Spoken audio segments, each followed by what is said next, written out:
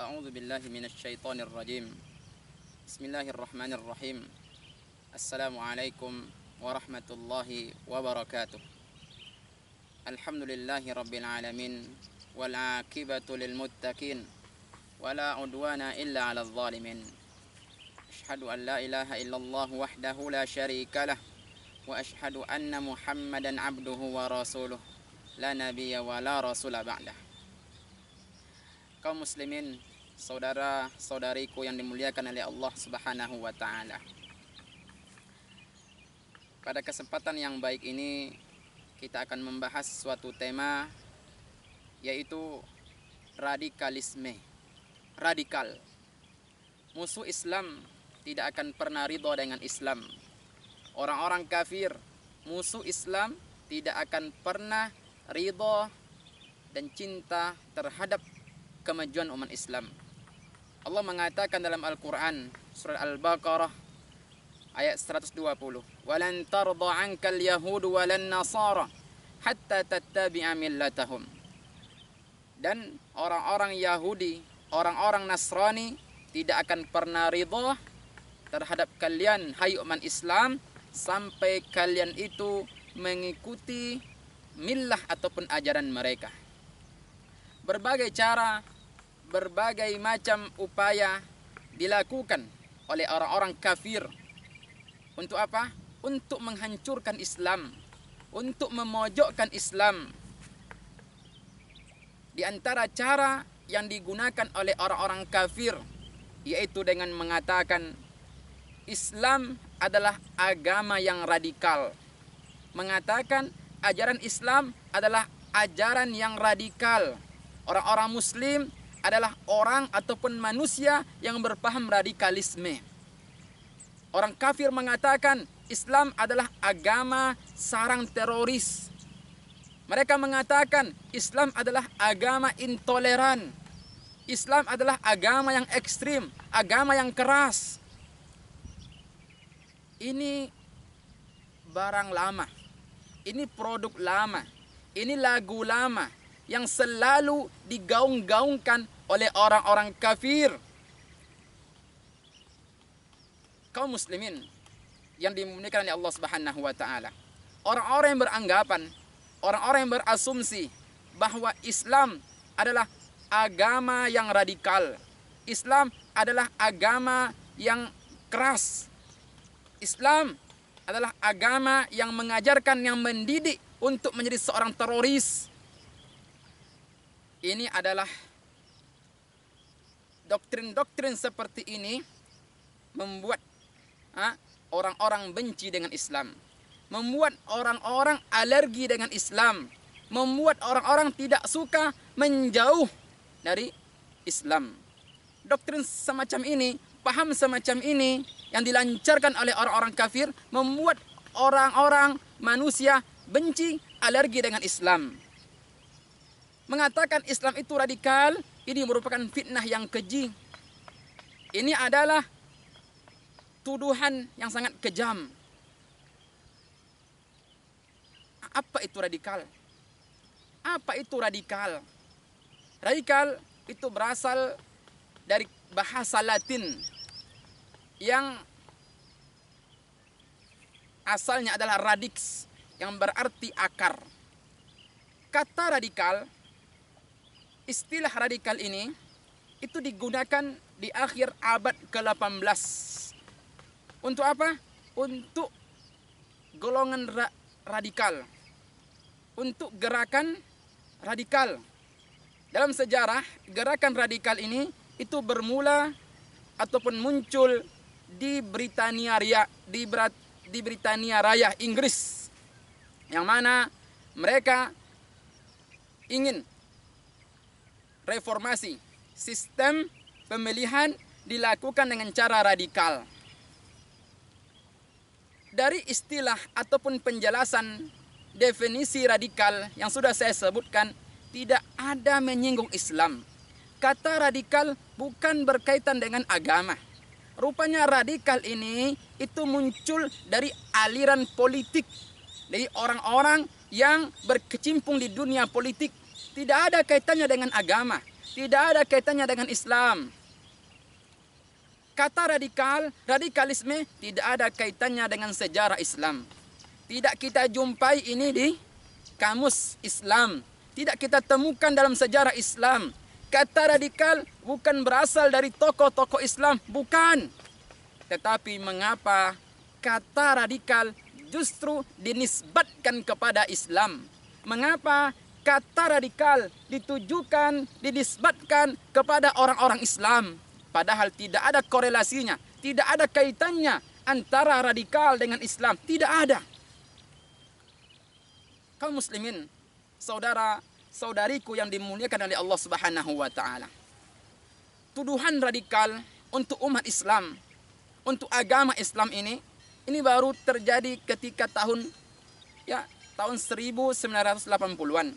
Artinya 40 tahun belakangan ini. Tepatnya terjadi ketika perang dingin antara Uni Soviet Rusia melawan Afghanistan. Apalagi semenjak peristiwa 11 September tahun 2001 di mana 2 gedung di New York, Amerika Serikat hancur karena hantaman rudal. Gedung WTC dan Pentagon yang di Amerika Serikat hancur, yang mana orang-orang kafir, orang-orang barat, mereka beranggapan bahwa pelaku serangan 11 September 2001 adalah orang Islam. Padahal sampai sekarang tidak bisa dijelaskan, tidak ada bukti, tidak ada yang bisa membuktikan kalau pelakunya adalah orang Islam. Semenjak perang dingin antara Uni Soviet dan Afghanistan, dan terlebih lagi tahun 2001 kejadian 11 September tahun 2001 di Amerika, ini semakin populer kata radikal terhadap umat Islam. Seakan-akan kata radikal ini sudah melekat terhadap agama Islam. Islam adalah radikal, radikal adalah Islam. Padahal kita ulangi sekali lagi, tidak ada kaitannya, tidak ada korelasinya antara radikal dengan ajaran Islam, tidak ada. Apalagi kita lihat, ya, mereka beranggapan orang yang memakai peci radikal, orang yang memakai cadar radikal, orang yang berjenggot dikatakan radikal, orang yang menghafal Quran dikatakan radikal, orang yang menuntut ilmu, orang yang memakai jubah, kiai-kiai, para ustadz, para buya, yang mereka memakai peci, yang mereka berjenggot, sering mengisi kajian, dikatakan radikal. Orang-orang yang sekolah di pesantren, orang-orang yang membuat pesantren, dikatakan sarang teroris. Na'udzubillah, thumma na'udzubillah.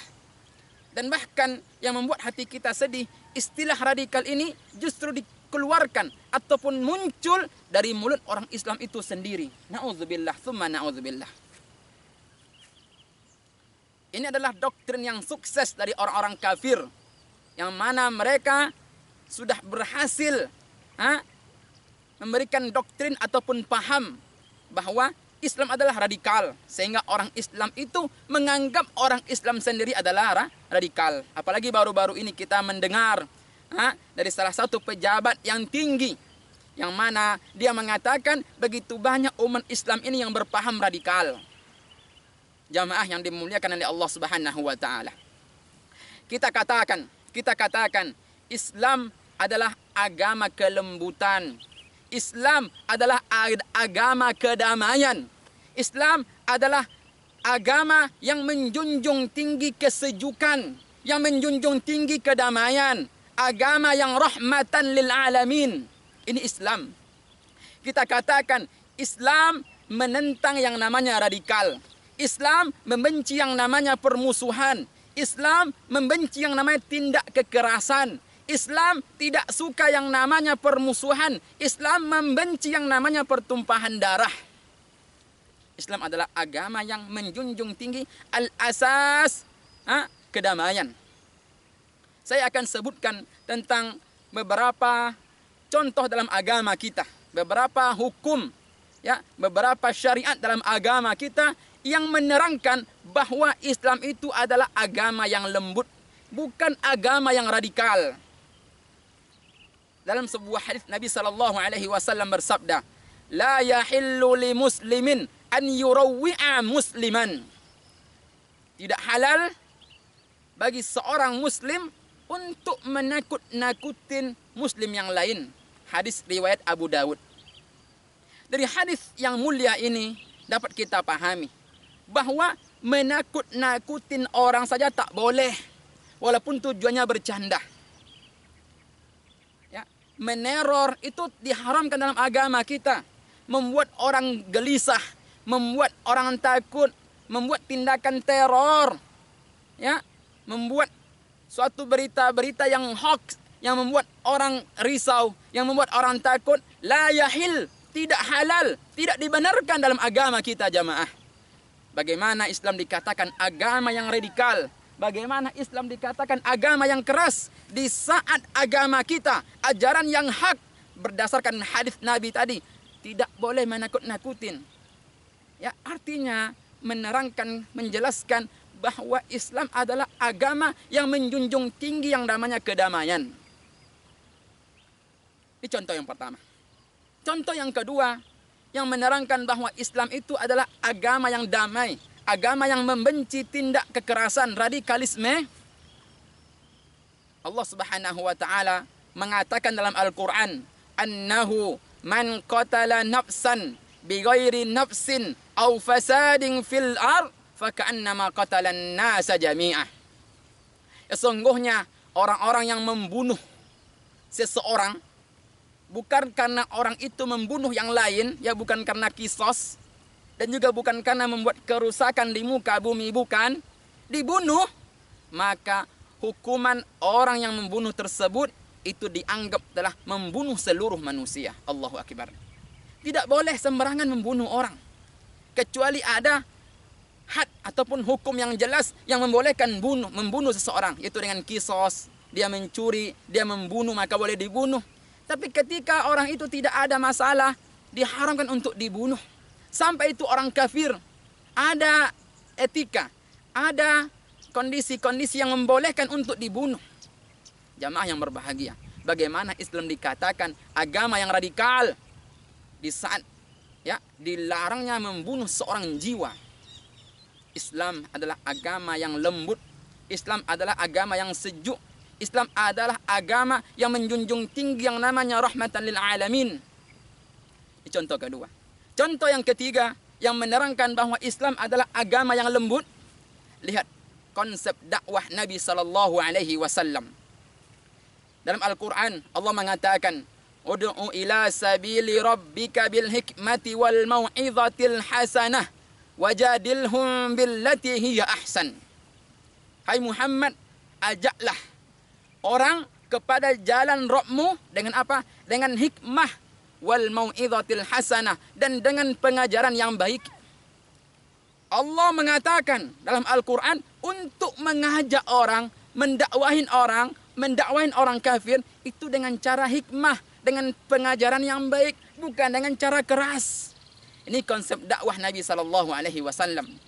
Bukan dengan bom, bukan dengan rudal, bukan dengan peperangan, tidak, tapi dengan hikmah wal mau'izatil hasanah. Kemudian dalam ayat yang lain Allah mengatakan, "Fabima rahmatin minallahi linta lahum walau kunta faddan ghalidhal qalbi lan faddu min hawlik fa'fu anhum wastaghfir lahum wasyawirhum fil amr." Dan dengan rahmat Allah engkau Muhammad menjadi lembut terhadap mereka. Kalau sempat engkau hai Muhammad keras, hati kamu kasar terhadap mereka, lam faddu, maka mereka akan lari darimu. Suksesnya dakwah Nabi sallallahu alaihi wasallam, tegaknya kalimat tauhid, berbondong-bondongnya orang masuk Islam, itu karena konsep dakwah yang diusung oleh Nabi Muhammad sallallahu alaihi wasallam adalah al-layyin, al-lin, lembut, tidak keras, bukan radikal, bukan dengan tinju kepalanya, bukan dengan ajak berduel, bukan dengan bakar rumahnya, tidak, tapi dengan lembut. Ini contoh yang ketiga. Contoh yang keempat, bahwa agama kita itu adalah agama yang lembut, bukan agama yang radikal. Konsep dakwah Nabi Musa dan Nabi Harun. Dalam surat Thaha Allah mengatakan, "Idhaba ila fir'auna innahu tagha, faqula lahu qawlan layyina la'allahu yatadzakkaru aw yakhsha. Hai Harun, hai Musa, pergilah kepada Fir'aun. Sesungguhnya Fir'aun adalah manusia yang telah melampaui batas. Dengarkan jamaah yang berbahagia. Faqula lahu qawlan layyina. Katakan hai Musa, hai Fir'aun, hai Musa, hai Harun kepada Fir'aun perkataan yang lembut. Qawlan layyina. Katakan perkataan yang lembut agar Fir'aun itu ingat dan takut kepada Allah Subhanahu wa taala. Lihat, Fir'aun adalah manusia yang paling kejam. Hatinya keras, orang sombong, berbuat semena-mena, didakwahin dengan cara apa? Dengan cara yang baik. Katakan perkataan yang lembut. Allah tidak mengatakan ajak Fir'aun itu duel, bakar rumahnya malam hari. Tinju dia dari belakang. Ucapkan kata-kata kasar. Tidak. Bukan seperti itu konsep dakwah kita. Bukan seperti itu konsep dakwah para anbiya. Para rasul bukan seperti itu. Tapi konsep dakwah adalah dengan cara yang lembut. Siapa orang paling keras sekarang? Adakah manusia yang lebih keras daripada Fir'aun? Donald Trump itu belum ada apa-apanya. George Bush belum ada apa-apanya dengan Fir'aun. Maka tidak dibenarkan kita berdakwah dengan cara yang keras. Ini konsep dakwah Nabi SAW. Ini konsep dakwah Nabi Musa, Nabi Harun dan semua Nabi dan Rasul. Konsep dakwahnya adalah lembut, sejuk dan menjunjung tinggi yang namanya kedamaian. Ini artinya menerangkan bahwa Islam itu bukan agama yang radikal. Yang berikutnya, yang menerangkan bahwa Islam adalah agama yang damai, agama yang lembut. Dalam sebuah hadis Nabi SAW bersabda, An Ibni Umar radhiyallahu anhu maqal, qala Rasulullah SAW, udhibat imra'atun fi hirratin habisatha hatta matat. Dari Ibnu Umar, semoga Allah meridhai mereka berdua, berkata, Nabi SAW bersabda, seorang wanita itu disiksa, diazab di neraka. Kenapa? Karena telah menyiksa kucing sampai kucing itu meninggal. Allahu Akbar. Jamaah yang berbahagia, kepada binatang saja kita harus berlemah lembut. Kepada binatang saja kita tidak boleh semena-mena. Kepada binatang saja kita tidak boleh radikal. Apalagi kepada manusia. Dari mana Islam dikatakan agama yang radikal? Di saat kepada binatang saja harus berlemah lembut. Tidak boleh kita kurung kucing itu sampai mati. Tidak boleh kita berbuat semena-mena terhadap kucing dan binatang yang lainnya. Tak boleh. Kepada binatang yang tak punya akal, kita wajib untuk menyayangi, berbuat baik. Apalagi kepada manusia yang notabene adalah mereka punya akal. Jamaah yang dimuliakan oleh Allah Subhanahu wa taala. Ini adalah beberapa contoh syariat dalam agama kita yang menerangkan, yang menjelaskan kepada kita bersama bahwa Islam itu adalah agama yang lembut, agama yang menjunjung tinggi yang namanya asas perdamaian, persahabatan, kekeluargaan. Bukan agama yang keras, bukan agama sarang teroris, bukan agama yang radikal. Bukan jamaah. Kaum muslimin, jamaah yang dimuliakan oleh Allah Subhanahu wa taala. Kalau ada orang bertanya, Ustadz, kalau umpamanya ada terjadi tindak kekerasan, ada orang Islam melakukan pemboman di suatu gereja umpamanya, gereja dibom, orang Kristen dibunuh, yang terbukti yang melakukannya adalah orang Islam. Ya, terbukti.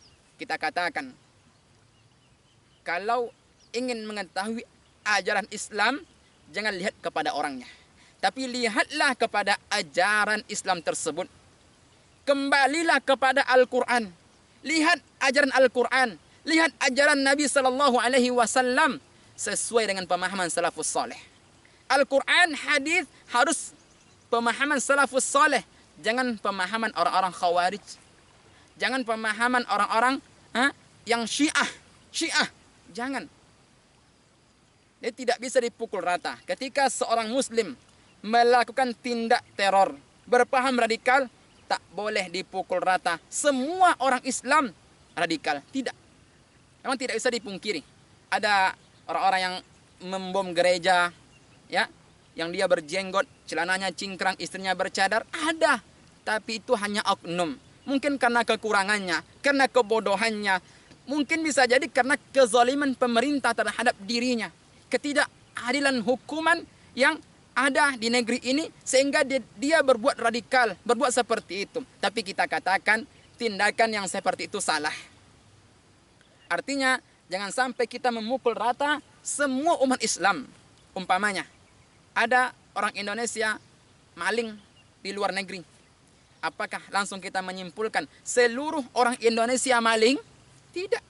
Tapi lihat hukuman di Indonesia. Pasti orang yang maling akan dihukum. Akan diberikan sanksi. Ya. Oleh karena itu, kalau ingin melihat Islam, jangan lihat kepada orangnya. Tapi lihatlah kepada ajaran Islam tersebut. Ajaran yang hak berdasarkan, bersumber dari Al-Quran dan hadis Nabi SAW. Kemudian kalau ada orang bertanya, Ustadz, Islam menganjurkan untuk berperang, jihad. Betul. Di dalam agama kita, tingkatan yang paling tinggi, ya, ketaatan yang paling tinggi dalam agama kita apa? Jihad fi sabilillah. Berjihad, berperang di jalan Allah Subhanahu wa taala.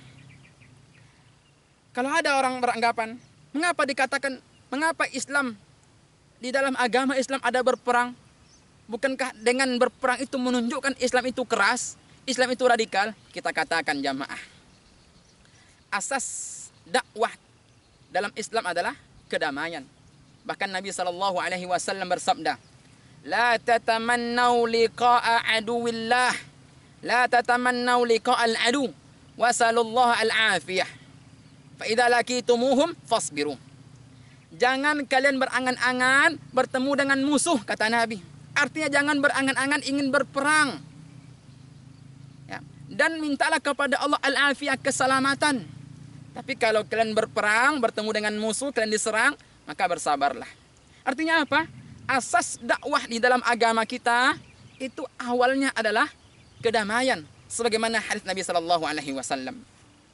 Kemudian kita katakan juga, peperangan yang terjadi di dalam agama kita ketika Allah mengizinkan untuk berperang dalam surat Al-Hajj, ya, ayat 39. Allah mengatakan, "Udzina lil ladzina yuqataluna bi annahum zulimu." Ya, diizinkan berperang bagi orang-orang Islam. Kenapa? Karena mereka itu dizalimi. Dizalimi. Orang Islam itu dizalimi. Orang Islam itu diusir dari kampung halamannya, disiksa keluarganya, dibunuh keluarganya, maka disyariatkan berperang. Diizinkan berperang oleh Allah. Tujuannya apa? Untuk melindungi diri dari serangan musuh. Untuk mempertahankan agama kita daripada kita murtad. Untuk melindungi keluarga kita. Untuk membela tanah air. Tujuan berperang itu bukan semata-mata langsung ingin menyerang musuh, tapi adalah ingin mempertahankan agama kita, ingin menjaga diri, ingin melindungi diri, ingin mempertahankan akidah kita dan keluarga kita. Itu tujuan berperang, jamaah yang dimuliakan oleh Allah Subhanahu wa taala. Jadi jangan kita mendengarkan orang-orang yang mulai memancing di air yang keruh, yang mengatakan umat Islam itu dianjurkan berperang, maka itu menunjukkan Islam itu radikal. Kayaknya banyak orang-orang tidak suka dengan Islam ketika dibaca sejarah perang Badar, perang Uhud, perang Khandaq, ya, dan perang-perang yang lainnya di mana umat Islam itu berjaya. Umat Islam berhasil membunuh orang-orang kafir pada waktu itu. Jadi kalau ada orang mengatakan, ya, dalam Islam ada berperang, iya, tapi tujuannya untuk membela diri. Kemudian asas dakwah Islam itu adalah kedamaian berdasarkan hadis Nabi SAW. Kemudian kita katakan jamaah, ayat berperang itu turun ketika di Madinah. Artinya setelah Islam itu 14 atau 15 tahun berjaya ataupun setelah agama Islam ini ataupun dakwah Nabi Shallallahu Alaihi Wasallam setelah 15 tahun. Artinya di awal bukan langsung berperang, tidak, tapi dengan cara yang baik. 15 tahun Islam baru dibolehkan untuk berperang, dan itu pun di Madinah, bukan ketika di Makkah, bukan jamaah. Ya, ini tidak benar kalau ada orang mengatakan Islam itu agama radikal. Karena apa? Karena ada syariat berperang. Ini adalah bentuk Islamofobia. Islamofobia ini adalah istilah yang bermakna itu orang-orang yang takut, benci ketika berbau Islam, ya, berbau Arab. Inilah yang mulai digembor-gemborkan, digaung-gaungkan oleh orang-orang Barat, oleh orang-orang kafir, oleh musuh-musuh Allah, musuh-musuh Islam. Islam adalah radikal, Islamofobia. Di semua yang berbau Islam, semua yang berbau Arab, semua yang berkaitan dengan Al-Quran, dengan Makkah, dengan Madinah, itu seakan-akan ditakuti. Ini adalah sesuatu yang membuat mereka takut. Ini adalah Islamofobia. Jadi jamaah yang dimuliakan oleh Allah Subhanahu wa taala, ini adalah tausiah yang singkat, mudah-mudahan membuka cakrawala kita dalam berpikir. Ya, apalagi kita selaku generasi muda harus tahu tentang sejarah Islam, sehingga kita tidak dirusak dengan sejarah orang-orang Barat yang suka memelintir ataupun membelokkan sejarah yang menyudutkan umat Islam itu sendiri. Mudah-mudahan Allah Subhanahu wa taala senantiasa menjaga agama yang hak ini dan memberikan kemudahan dalam setiap urusan kita selaku umat Islam. Wassalamualaikum warahmatullahi wabarakatuh.